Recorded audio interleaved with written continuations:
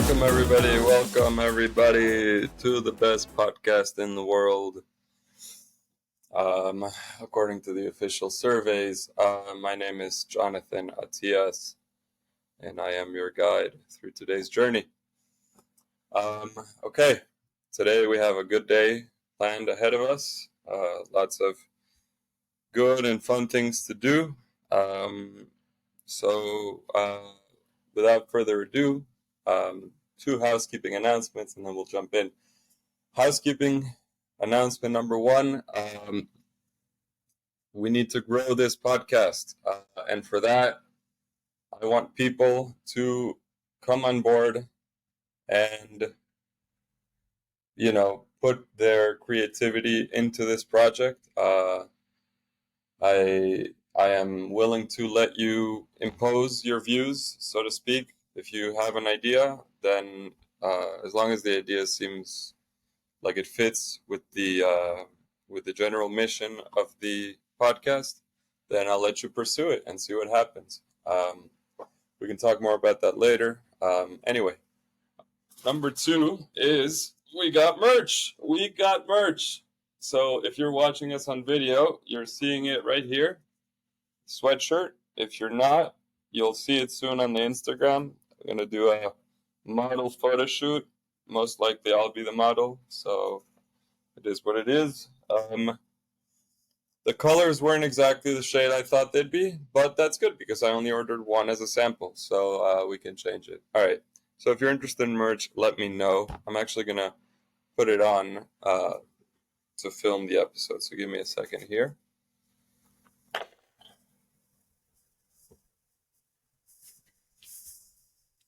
Sorry, one more moment. If you're not hearing any audio.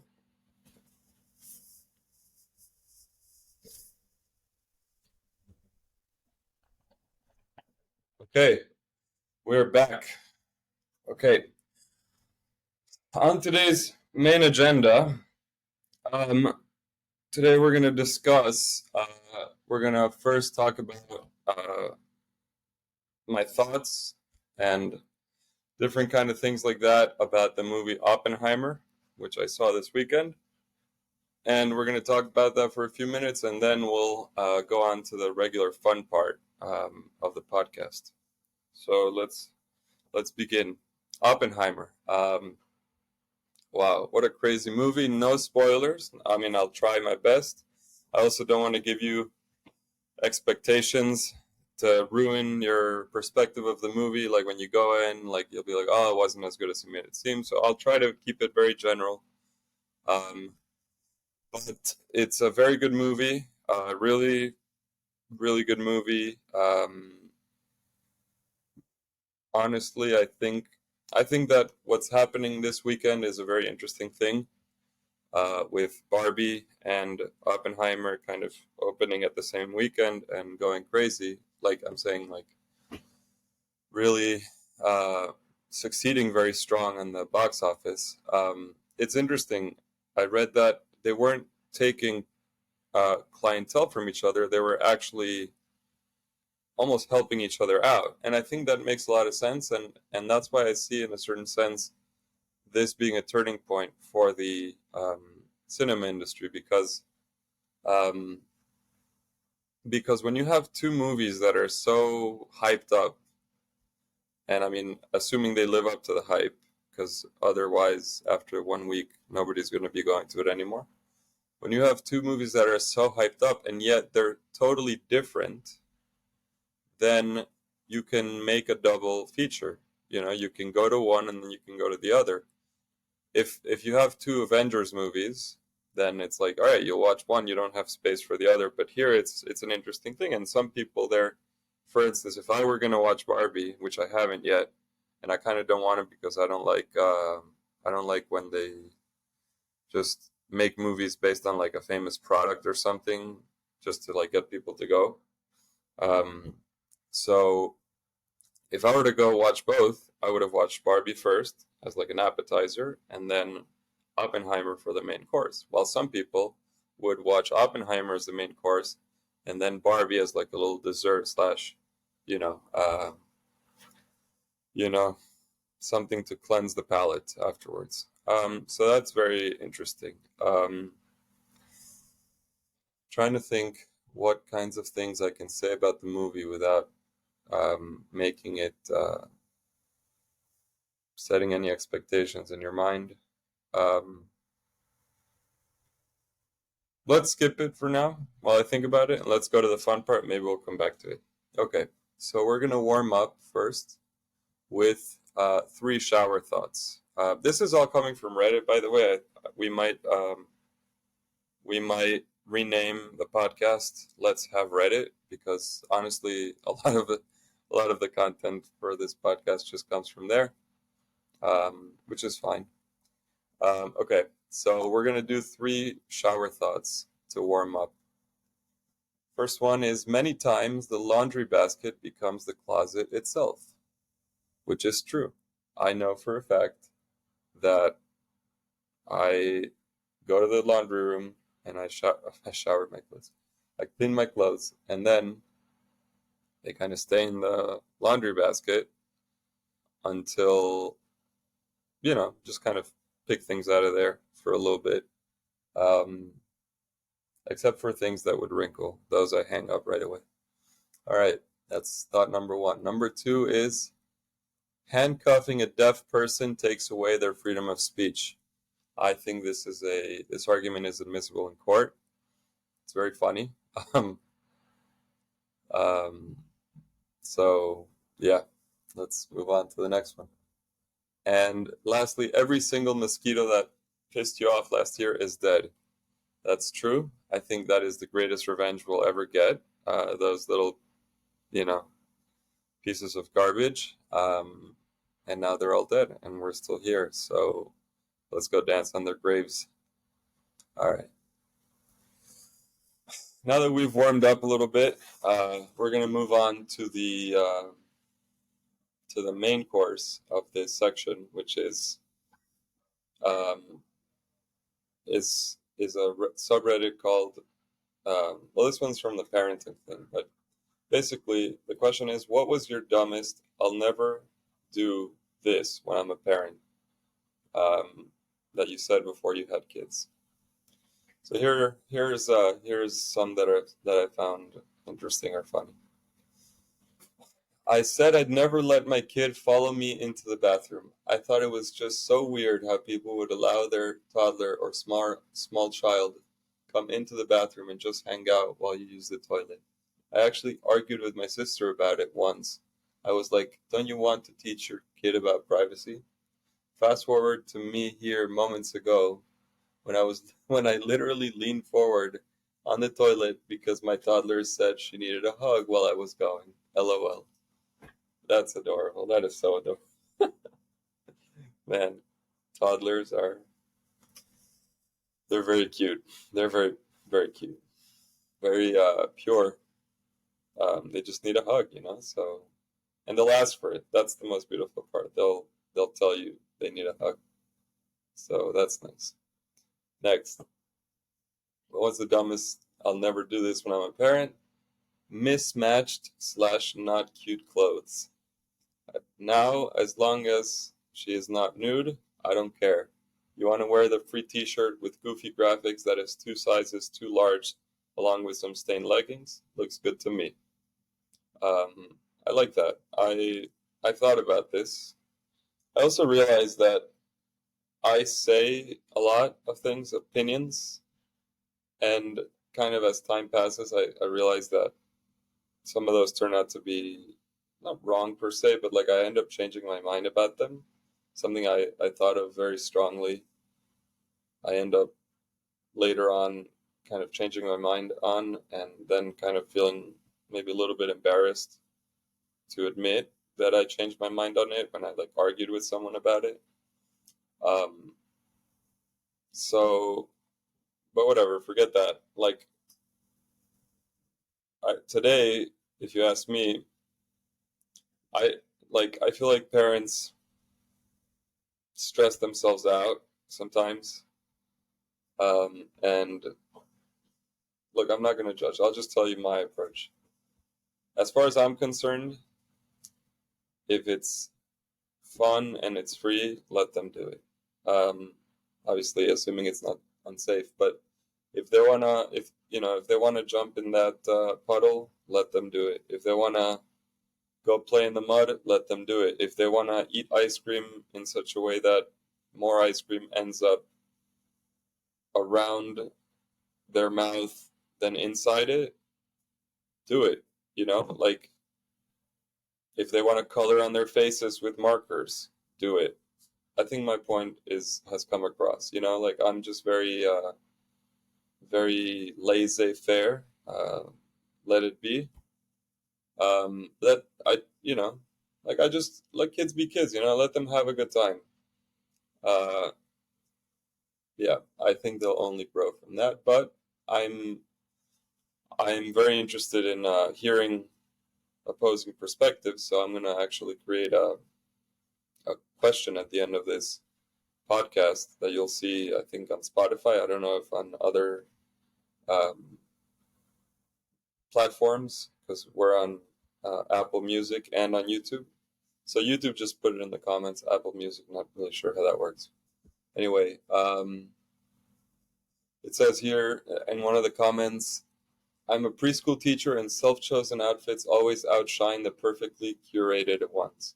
So many times it's the sock and or shoe choices that push me over the edge too. Like yes, I'm living for the mismatched frilly socks with see-through Elsa slippers with your holiday smorgasbord outfit.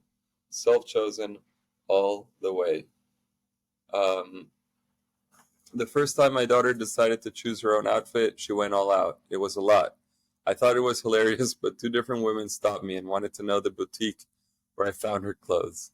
It was just a mishmash of Carter's and Target, but it did have a certain boho appeal, I guess. Let kids be kids, let them find their voice. Let them I want my kid to look at his childhood pictures of the things he did and be embarrassed because that means that they were really true. Well, I don't want them to be embarrassed, but as we grow older, we grow more inhibited. And when a kid is a kid, they're just all free and out, and they're not afraid to do what's truly inside. So let them do it. Let them do it. They'll have enough time to be inhibited later. You don't have to start now. All right, moving on to the next one.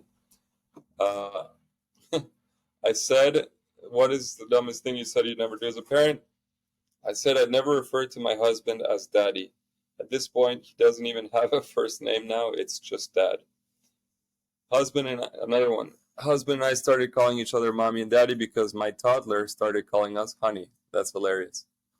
My mom said she had to do the same thing because I would call them by their names. Another one. When my 10-year-old was a toddler, he called me babe for a while. Um, my daughter did this to my husband for a while. She even had the exact intonation of me calling babe when I want something. Um, so that's really cute. Yeah, I guess children just do what they see. So if that's what they see, then what are they supposed to know? It's not normal. So don't curse in front of children unless you want them to repeat it, which could be funny too. Okay. Um, no character. Dumbest thing you said you never do as a parent. No character clothing. I loathe character clothing.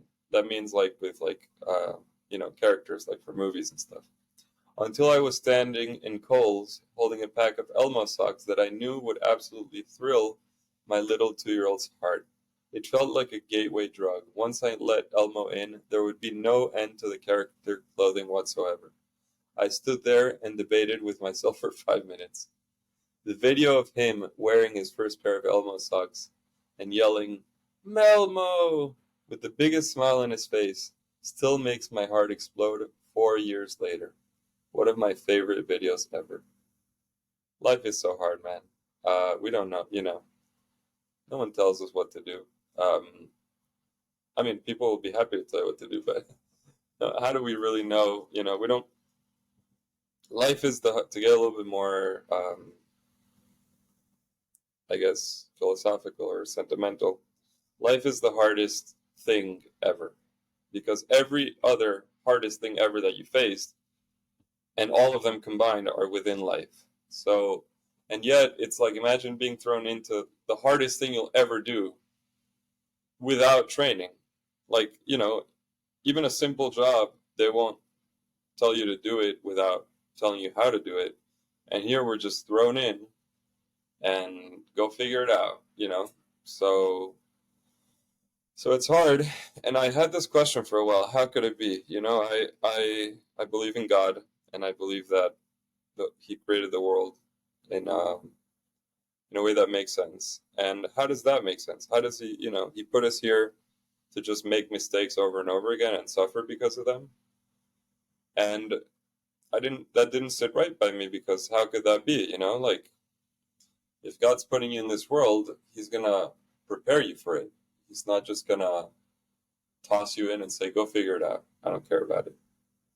So that didn't sit right by me. And I thought not long ago about an answer to the question of how could God have just thrown us into this mess without any sort of instruction or training. And what I came up with as the answer is that he gave us all the training that we need. We just don't really know we just become confused about what the job truly is. The job is not to succeed.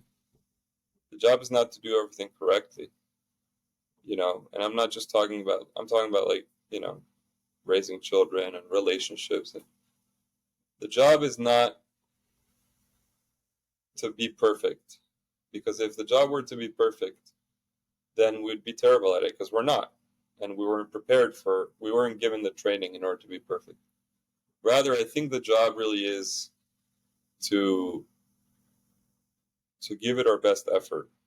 I was telling this to someone once, and I used the following phrase, and he liked it, so I'm going to repeat it as best as I remember it. It is to honorably and faithfully fight the good fight. Yeah? Just don't give up, and don't half-ass it. Do your absolute best, and do it faithfully, and do it in a way that is almost selfless. It's like, what, this is what I'm here to do, is just do my best, and whether I succeed or not, I want to succeed, and it's less painful when I do, but I'm here to do my best. And it's kind of a sobering thought, but it puts everything into a little bit more of a poignant view, which is like, it's okay if you mess up. Like, that's part of the job. It's not, your being here does not preclude the fact that you can mess up. It doesn't matter whether you succeed or you messed up. That wasn't the question. The question is, did you try your best? So that, I think, is really the purpose. Now, ask me if I remember it all the time, but that's a separate story. Okay, next and last one of these. I'll never do this when I'm a parent. Reading a story while having lunch or dinner. I used to say, if he doesn't want to eat, he just won't, and hunger will teach him. 3 years later, and my son shows no interest in food whatsoever. I'd paint my face like a clown twice a day if it helped him eat with no fuss. So that's something I used to think. I'm like, why are parents like struggling and stressing to feed their child? I guess they must not be hungry. So just wait until they get hungry, and then they'll eat with gusto, right? You like that word, Ari? And apparently that's not the case. Apparently you have to teach them to eat, because otherwise they don't care for it. It says, this one really got me because I didn't realize that kids would sit around refusing to eat and make it your problem. My toddler will not eat, then cry all day and wake up 4 times in the middle of the night. Hunger isn't teaching her a lesson, it's stealing sleep and sanity from me. So, and this one says, every meal we read books and I'm just so tired, lol. I want to eat too. parenting is hard, man. I know someone who just had a baby, and they told me that they they don't get a lot of sleep at night. So get ready for it. Okay, that was it for that. Just gonna end it off with a little bit more Oppenheimer. I think it's okay to share it. First of all, I think Oppenheimer, Christopher Nolan, who is the director, and I'm gonna put my hood on. Christopher Nolan, who wrote and directed Oppenheimer, meaning he wrote it from his biography, but he made it into a movie. Um, that I think that he is probably, to my impression, he's got to be the best filmmaker alive today. The only one that I know would come close is Quentin Tarantino. No offense to Scorsese. Well, I don't really know Scorsese's films. Spielberg, his movies are unbelievable, but just the ambitiousness of Oppenheimer is insane. I'll put it like this. If you want to tell a story about a simple story, then it's easier to get it right. But if you want to tell a bigger and more ambitious story, it becomes probably exponentially more likely for it to get out of hand and just not make any sense. And yet, somehow, he has the power, the emotional and perceptive, or whatever you want to call it, power, to deliver an incredibly, incredibly, incredibly ambitious movie that still adds up perfectly. So, so I was just blown away, and I'm gonna go watch it again. Which leads me to my next point. I'm looking for tickets. I live here, like 15 minutes from uh, an AMC that has an IMAX theater that has no less than 400 seats. 400. It is humongous. I went for Indiana Jones. The screen has got to be the size of a 6 or 7 story tall building. I mean, I didn't measure it, but that's just how it seemed. It was huge. And I'm looking for tickets for that because, I want to see it on the big screen. I didn't see it. I saw it in regular. And they've released the show times from now until August 16. That's like, today's the 25th, so it's got to be like a little bit more than, it's like a month basically, maybe less, whatever. And um, there's 4 showtimes a day, more 400, a little bit more than 400 seats. That's 1,600 people every day that are going to watch this movie. It is full every showtime from now until Wednesday, the 16th of August. Every showtime is full. And I'm talking not a seat open. Like, the only seats open are the handicap seats, and for some of the showtimes, maybe 5 to 7 or less seats in like the front row, where it's like you'll probably get the radiation from the blast of the screen. It is just mind blowing. I'm looking at the tickets, and I'm just going audibly, what the heck? What the heck? This is unbelievable. So you can bet that I'm here checking not infrequently for the tickets because I want to go see it on IMAX.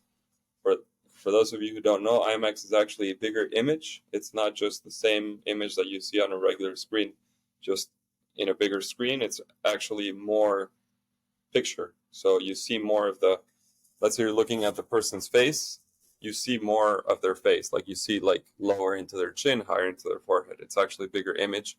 And that's how Christopher Nolan intended it to be seen, because he filmed it with those cameras. So I trust him enough to want to go do that. Okay,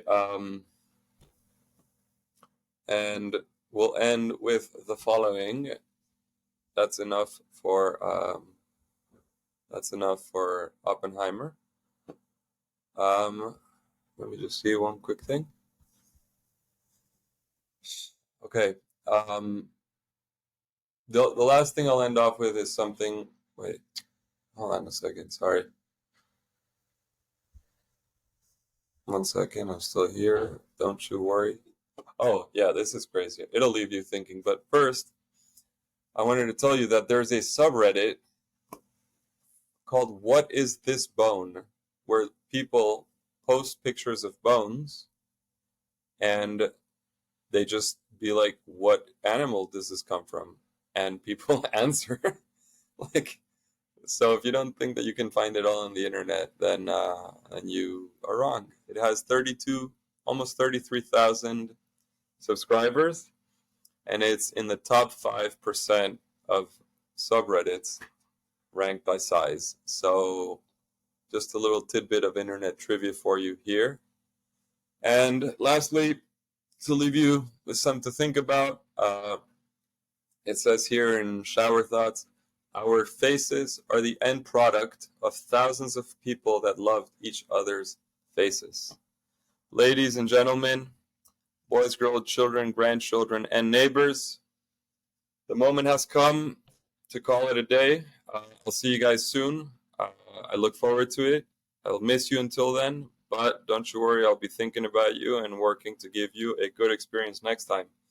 See y'all later. Woo! Hope we had fun today.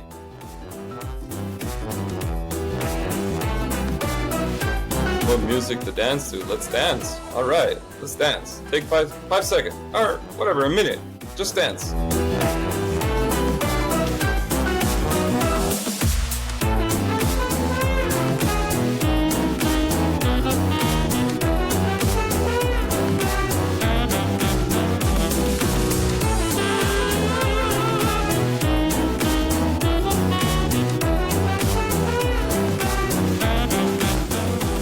All right, goodbye, everybody. See y'all later.